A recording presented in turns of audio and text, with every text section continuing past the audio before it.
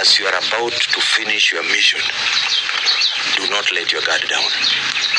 You remain vigilant until you are out of the mission area.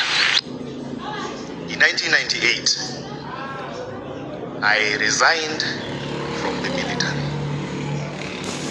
And so, as protocol requires, I was taken to him for an interview.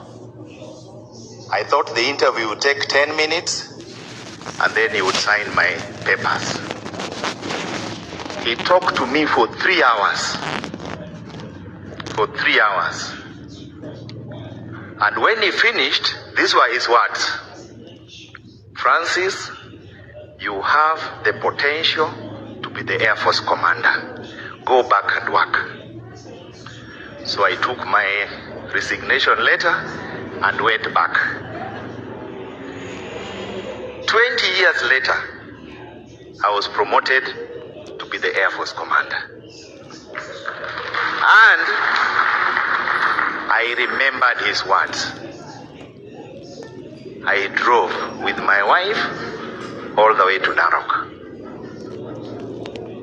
And we sat with him, and I thanked him for his vision and wisdom. He talked to me again for 3 hours. And when I was leaving, those books General Karangi talked about, he brought a heap of them and he gave me and said, I'm glad you listened. In my military life,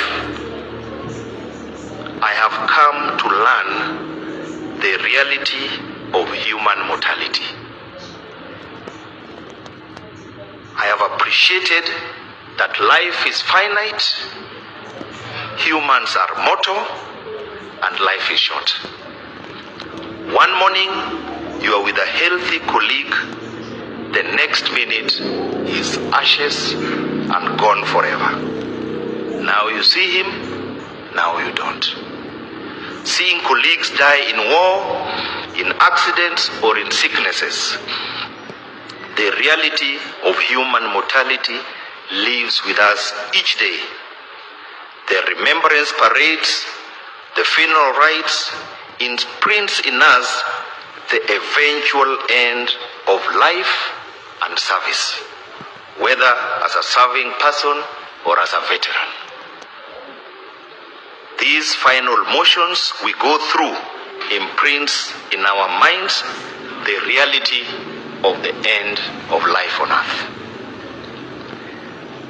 One verse that comes to memory every time I witness these motions, and some I witnessed even this week. John 11:25, where Jesus said to her, I am the resurrection and the life. He that believes in me, though he dies, yet shall he live.